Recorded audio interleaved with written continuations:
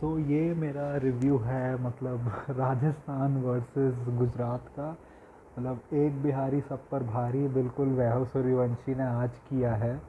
आज अगर उसकी बैटिंग के बारे में बात करें तो स्टार्टिंग में वो बंदा बिल्कुल कह सकते हो कि बस बल्ला घुमाया जा रहा था जो। और आज ऐसा लग रहा था जो उसका दिन भी था, जो एजेस थे उसको कोई रोक नहीं पाया था, चौका जा रहा था, छक्का। लेकिन एक चीज़ तुम कहोगे, जब वॉशिंगटन सुंदर बॉलिंग करने आया ना, तब मुझे लगा कि वो बंदा एक्चुअली मतलब शॉट सिलेक्शन भी अच्छी है और वो बस लप्पे नहीं है, डायरेक्शन में जहाँ पे वो मार रहा है। तब से उसके जो कुछ शॉट्स थे वो बिल्कुल लग रहे थे कि हाँ ये प्रॉपर बैटर जैसे खेल रहा है। चाहे करीम जन्नत ने तो बॉलिंग भी अच्छी नहीं की और उसको भी जो मारे उसमें एक भी नहीं लगा कि भाई कि एक एज होके गया था। उसके अलावा उस ओवर में कहीं पे भी नहीं लगा कि भाई वो बंदा वैसे ही लप्पेबाजी कर रहा है। दूसरा मुझे लगता है एक गलती हुई, बटलर ने जो कैच छोड़ा ना, मुझे लगता है कि बटलर कैच कर रहे तो जायसवाल को आर पक्का हारती। मुझे नहीं लगता फिर सूर्यवंशी की ऐसी इनिंग्स आती, अगर आती भी तो फिर ये पराग हो या नीतीश राणा, मुझे लगता है ये लोग जल्दी आउट हो जाते। दूसरा, लगता है गिल को कोई चोट वोट होगी इसलिए वो आया नहीं, या तो उन्होंने सोच लिया होगा कि हम लोग जीत जाएंगे। मुझे लगता है उसको कोई चोट वोट होगी। आई थिंक राशिद की कैप्टेंसी, उसकी बॉलिंग बहुत अच्छी थी। आज देखो तो सबसे लोएस्ट मतलब कि रन रेट उसी पे था, ज़्यादा उसको रन्स पड़े भी नहीं। आई थिंक एक चीज़ उसने गलत की राशिद ने कि ईशांत को दूसरा ओवर नहीं देना चाहिए, तो वहाँ पे यू शुड हैव इंट्रोड्यूस प्रसिद्ध। राशिद को खुद एक ओवर अपना पावर प्ले में करना चाहिए था, जो उसने किया नहीं। ऊपर से ईशांत ने एक बॉल डाली थी जो मुझे पता है, जो शॉर्टर थी, थोड़ी सी स्लोअर थी एंड इनटू वैभव सूर्यवंशी थी, जो थोड़ा सा मतलब कि बाउंस होके ऊपर गया और वो सिराज से ऑलमोस्ट कैच ही होने वाला था, लेकिन चौका चले गया। आई थिंक वो प्लान अगर वो रखते तो मुझे लगता है सूर्यवंशी को प्रॉब्लम होती। आउट होता है नहीं होता मुझे नहीं पता, क्योंकि आज ऐसा लग रहा था उसका दिन है, लेकिन वहाँ पे गलती की उन्होंने, उस प्लान पे नहीं रखा। फिर दूसरा, उन्होंने बैक पे कोई फील्डर ही नहीं रखा हुआ है, जबकि तुम देख रहे हो इतने सारे एज होकर पीछे जाए जा रहे। मुझे तो ईशांत और बाकी बॉलर्स का प्लान नहीं समझ आता। अगर तुम्हें उससे वाइड डालनी भी है तो फिर नो, तुम चेंज ऑफ पेस नहीं कर रहे, तुम लोग बस शॉर्ट शॉर्ट लेंथ पे थोड़ी सी वाइड ऑफ स्टम्प पे तुम बॉल तो डाल रहे हो, लेकिन फुल पेस से डाल रहे हो। और तुम्हें डालनी थी तो वाइड यॉर्कर डालते, जो इन्होंने डाली नहीं। लास्ट में जाके उन्होंने एक फील्डर पीछे रखा जिसने एक दो बाउंड्रीज रोकी भाई, वरना तो ये लोग कुछ हो ही नहीं रहा था। ऊपर से मेरे को लगता है कि जायसवाल को जो प्रॉब्लम हो रही थी, जो बैक ऑफ लेंथ पे मतलब कि थोड़ा सा होता है जिसपे शॉट मारता है, जब वो एक ईशांत को उसने जो छक्का मार दिया ना, उसके बाद उन्होंने वो चीज़ ट्राई ही नहीं करी उसके ऊपर वापस। बॉलिंग चेंजेस भी मुझे समझ नहीं है। फिर तुम्हें, मुझे लगता है साई किशोर को पहले एक ओवर देना चाहिए था। मैं ये नहीं कह रहा कि साई किशोर आता तो विकेट ही लेता, वो पिटा ही, जब वो आया वो पिटा ही। लेकिन अगर वो पिटता भी तो इतना क्या फ़र्क पड़ता जब तुम्हारे सारे बॉलर्स पिट रहे हैं। एटलीस्ट जो तुम्हारा बेस्ट बॉलर रहा है, like your second second best bowler रहा है, उसको तो तुम बॉलिंग दो। उससे एक ओवर कराओ, नहीं पिटता तो वापस चले ही जाते तुम पेसर्स पे। फिर मेरे को लगता है प्रसिद्ध कृष्णा ने और चीज़ें ट्राई ही नहीं की, उसने चेंज ऑफ पेस ट्राई ही नहीं किया इस विकेट कर। फुल पेस पे सबके सब डाले जा रहे। आई गेट इट कि तुम लोग पिट रहे हो, लेकिन कुछ डिफरेंट तो ट्राई करो। यॉर्कर भी आई तो बहुत बाद में आई भाई सूर्यवंशी के अगेंस्ट उसकी। ऊपर से गुजरात का यही, इसी पिच पर साई सुदर्शन ने 39 30 बॉल में मारे। अब तुम कह सकते हो ये टेम्पलेट उनके लिए वर्क कर रहा है, लेकिन जब ऐसी पिचेस है जिसपे कि मुझे नहीं लगता था कि इनको लगा होगा कि ये पिच इतनी इजी होगी बैटिंग के लिए। जैसे हेडन, ये लोग कह रहे थे कमेंट्री में कि उतनी इजी नहीं है, लेकिन मैंने भी देखा था यार उतनी कोई डिफ़िकल्ट थी नहीं। एक दो बॉल ही थोड़ी सी स्लोअर डाली तो कुछ प्रॉब्लम हुई, वरना लिटरली विकेट में कोई कोई डीमंस ही नहीं थे जिससे किसी बैटर को प्रॉब्लम हो। यार जिस विकेट पे बटलर आके सीधे 24 25 बॉल पर 50 मार रहा है, मतलब बटलर जनरली थोड़ा स्लो स्टार्ट करता है, एंड में 30 20 बॉल पे मारते हैं, जहाँ पे वो पहली बॉल से आके शॉट्स मार रहा है, वहाँ पे तो तुम्हें रियलाइज़ करना चाहिए था कि क्या हो रहा है। ऊपर से जीटी की टैक्टिक्स भी, वॉशिंगटन सुंदर को 17th ओवर में भेजने का क्या है। वो लेफ्ट हैंडर तो तुम्हें बतिया भी है। और वॉशिंगटन सुंदर कब से फिनिश करने लगा गेम्स, उसने एक मैच में आके तुम्हारे 50 मारी थी, वो जिसमें वो पावर प्ले में आया था, जो तुम्हें 2 3 विकेटें गिर रही थी, उसको तुम भेजो। तेवतिया लास्ट के 3 ओवर तो खेल सकता है, वो ऐसा फिनिशर है जो लास्ट के 3 ओवर खेल सकता है, तो उसको भेजते।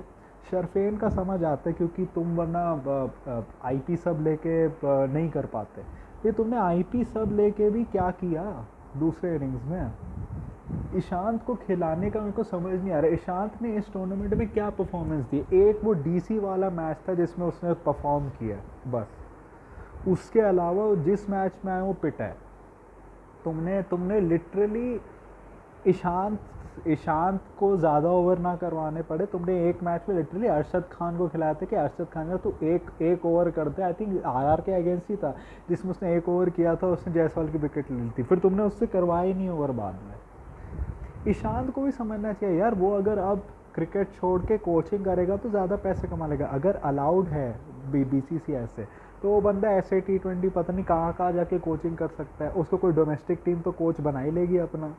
ये अफगानिस्तान और इतनी सारी कंट्रीज हो जाते हुए बॉलिंग कोच बना सकते हैं। भाई इंडिया में भी मैं कह रहा हूँ तुम्हें बॉलिंग कोच बना देंगे, क्योंकि तुम इतने अच्छे बॉलर रहे हो भाई इंडिया के लिए टेस्ट क्रिकेट में आफ्टर लाइक 2015-2016।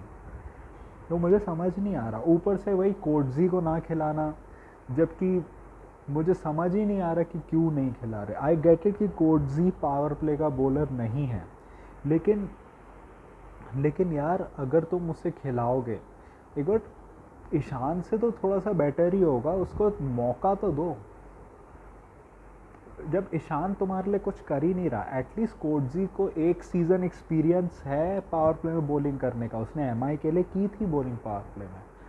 दूसरा मुझे ये नहीं समझा, एंड में वॉशिंगटन सुंदर हो या कोई दूसरा बैट्समैन हो, कोई बटलर को स्ट्राइक ही नहीं दे रहा। वो 10 बॉलें चले गई थी एंड की, जब उसे स्ट्राइक मिला उसने आके डबल लिया फिर आखिरी में। मतलब जो बंदा इतने फॉर्म में, अगर बटलर को स्ट्राइक मिलती ना तो 220 मारते। देखो बटलर ने उस समय आके एक्सेलरेट किया था जिस समय लग रहा था कि अगर राजस्थान स्लो कर देती तो शायद GT बैरली 200 पहुंचता, लेकिन वहाँ पे उसने इंश्योर किया कि GT आराम से 200 क्रॉस कर जाएगा। और जिस मोमेंट पे वो लोग थे, आई थिंक 16 ओवर्स में 164 फॉर 1 या कुछ थे, आई थिंक उधर से यू एक्सपेक्ट कि जैसे इनकी बैटिंग है they will score at least 50 to 60 runs more, which they didn't. जो मेरे हिसाब से थोड़ा सा वो है कहना कि क्या ही है मतलब होना। दूसरा मेरे हिसाब से तो ये मैच 1-2 ओवर ऑल पैरे ख़त्म होता है, लेकिन इन लोगों की इतनी फटी हुई थी कि यार अगर 1-2 और विकेट गिर गया तो हमारा फिर से हाल ना हो जाए, तो जाके ये जाके 16 ओवर में ख़त्म हुआ, वरना ये 1-2 ओवर पहले ही कंप्लीट हो जाए। आज पराग थोड़ा बेटर लगा, आज भी स्टार्टिंग के 7-8 बॉल वो स्पिन के अगेंस्ट वही लगा, स्ट्रीकी लगा, लेकिन उसने जो कुछ शॉट्स मारे साई किशोर पर वो अच्छे थे, कुछ टाइमिंग वाले शॉट्स थे, तो बेटर है। नीतीश राणा पता नहीं दूसरी बॉल पे रिवर्स स्वीप करते हुए आउट हो गया। जायसवाल को कह सकते हो उसने बीच में थोड़ा स्लो डाउन करा, आई थिंक राशिद के अगेंस्ट तो करना ही पड़ा। दूसरे में भी ऐसा लगा कि वो वहाँ पे रह रहा है, एक तो आई थिंक उसको था कि रिस्पॉन्सिबिलिटी कि मैं फिनिश कर लूँ, और दूसरा देख रहा था ये इतना मार रहा है भाई, मैं क्यों अपने आप को बेकार का ट्रबल में डालूँ।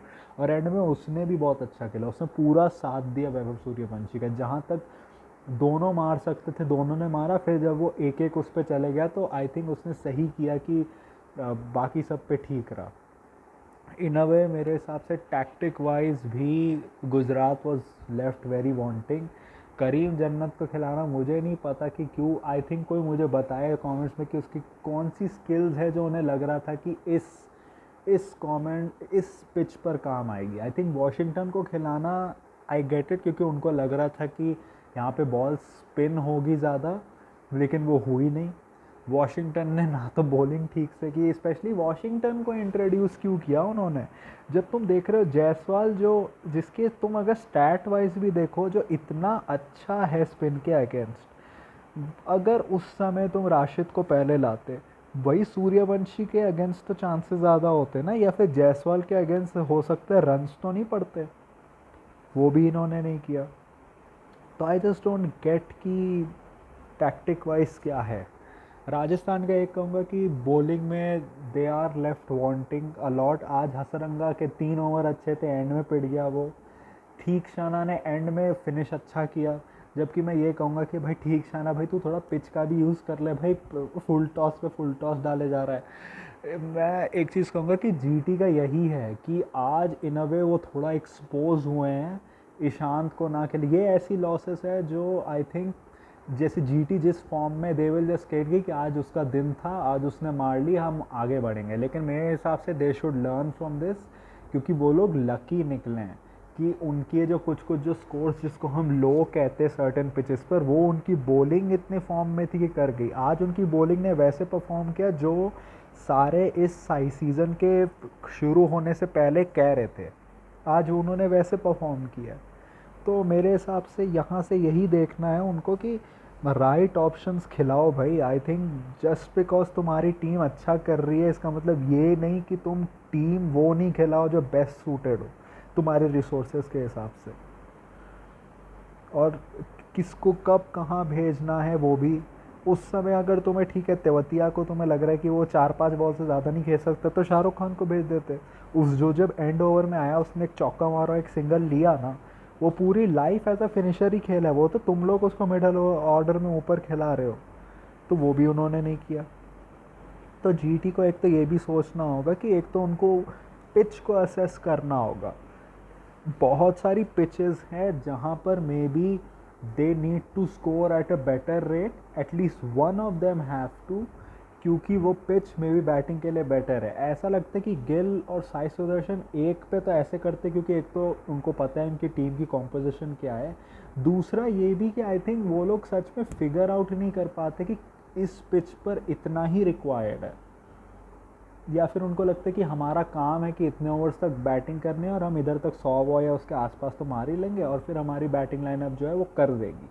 मेरे हिसाब से उस माइंडसेट से थोड़ा निकलना होगा। जिस पिच है उस हिसाब से एटलीस्ट एक बैटर को करना होगा। और मुझे लगा कि जो गिल है अपनी 50 के बाद थोड़ा स्टक हो गया, वो थोड़ा सा उसका स्कोरिंग रेट थोड़ा नीचे हो गया। एंड में उसने एक दो छक्के मार के अच्छा करा, लेकिन फिर वो वही थीक्षाना की लो फुल टॉस पे आउट हो गया। तो मेरा यही कहना है कि राजस्थान के लिए बहुत बड़ी चीज़ है, लेकिन मेरे हिसाब से ये है कि संजू तो अभी इंजर्ड है और मोस्ट लाइकली इस परफॉर्मेंस के बाद अगर संजू ठीक भी हो जाए मुझे लगता है ही विल ऑप्ट, वो खेलेगा नहीं, वो बैठे रहेगा क्योंकि उनको पता है कि अब इस सीज़न में कुछ हो तो सकता है नहीं। तो बेटर है, यंगस्टर है, उसी को चांसेस दो। दूसरा भाई बिहार क्रिकेट बोर्ड वालों अपने पूरा भाई लेट जाओ, इसके लिए सारी फैसिलिटीज़ प्रोवाइड करो। अगर ये बस अपने क्रिकेट के वजह से ही तुम्हें पॉपुलैरिटी नहीं लाएगा, इसको देख कर लोग और इंस्पायर होंगे कि वो खेले क्रिकेट। तुम्हारा बोर्ड को और फंड्स मिलेगी, करो इसके लिए। नीतीश कुमार भाई फैसिलिटेट करो इसको, अगले दिन जाकर बिहार से कोई लड़का आके कुछ कर रहा है तो करो। तो मेरा यही कहना है कि जीटी मुझे नहीं लगता ज़्यादा सोचेगी, लेकिन मैं अगर हूँ तो मैं तो सोचूंगा कि क्या है।